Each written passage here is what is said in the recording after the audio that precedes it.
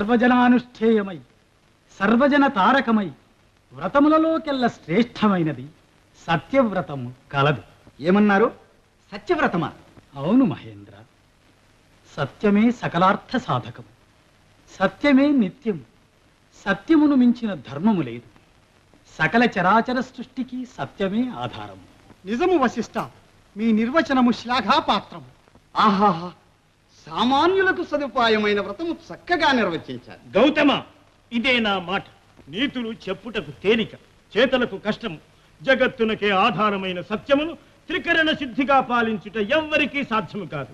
అందుచేతనే మీ వంటి ధర్మకాముల దుర్భ్రమ తొలగించడానికి శుక్రుడిలా ఘోషించినాడు. సాధుజన రక్షణము చేయు సమయమందు, స్త్రీల మానము కాపాడు వేళలందు, పరిణయములందు ధన మాన ప్రాణములకే హానియగు ముందు దబ్బరలాడవచ్చు. లేశమేనియు దోష